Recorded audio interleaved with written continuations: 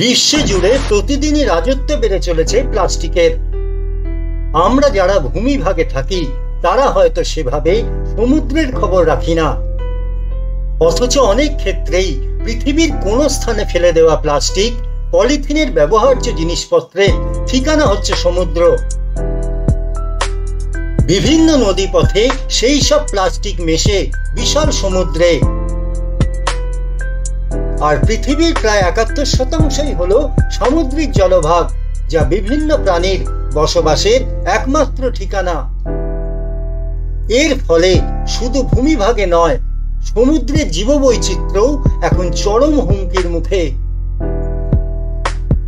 তথ্য বলছে বর্তমানে ফি বছর সমুদ্রেই ফেলা হচ্ছে প্রায় ৩৩ বিলিয়ন প্লাস্টিক বর্জ্য।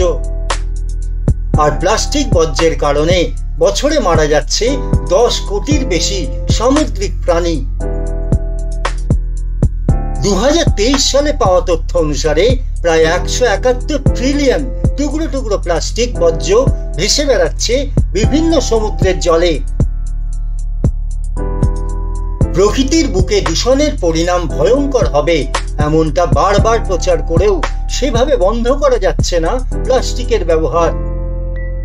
বিজ্ঞানীদের অনুমান ২০৬০ সালের মধ্যে সারা বিশ্বে প্লাস্টিকের উৎপাদন বাড়বে ৩ গুণ, অর্থাৎ আরো বেশি করে সমুদ্রে মিশবে প্লাস্টিক, যা নষ্ট করে দিতে পারে সমুদ্রের বাস্তুতন্ত্রটাই। আর এমন এক বিপদের সময়েই ধরিত্রীকে বাঁচাতে এগিয়ে এসেছেন একদল মানুষ। সমুদ্রের বুকে জমে থাকা আবর্জনা পরিষ্কার করতে জলে নেমেছে দ্য ওশান ক্লিন আপ সংস্থা।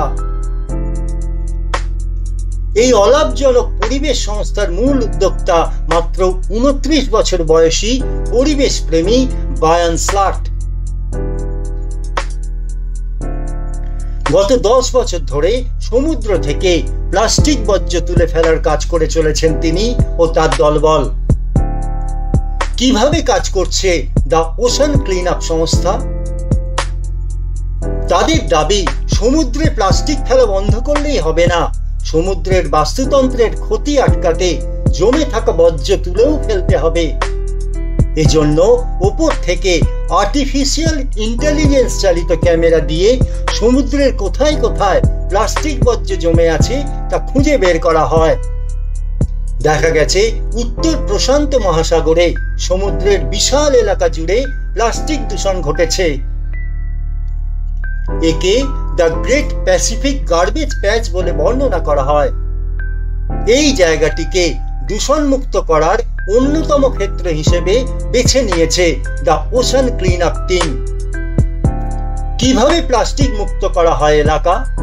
The ocean clean up team দুদিকে দুটো স্পিড বোট চালিয়ে প্রায় ইউ আকৃতিতে ৮০০ মিটার দৈর্ঘ্যের বিস্তৃত জাল টানে,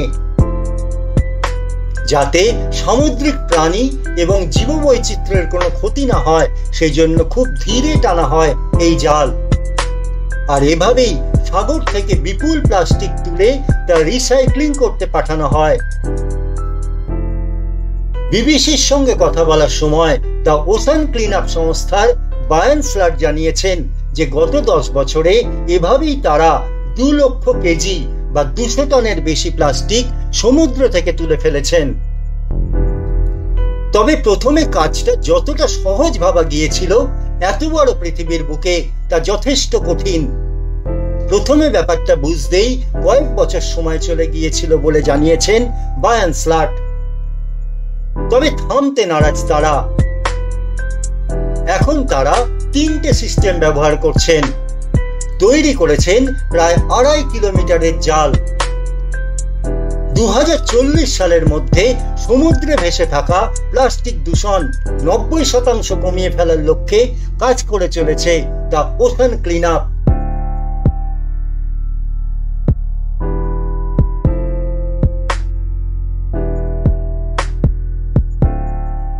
খোঁজ খবরে এই ভিডিওটি দেখার জন্য আপনাকে ধন্যবাদ। সমাজ সংস্কৃতি থেকে বিনোদন বা লাইফস্টাইলের নানা বিষয় নিয়ে নানা তথ্য থাকছে খোঁজ খবরের ছোট ছোট ভিডিওতে। যারা এইরকম আরো ভিডিও পেতে চান তারা অবশ্যই আমাদের চ্যানেলটিকে সাবস্ক্রাইব করে রাখুন।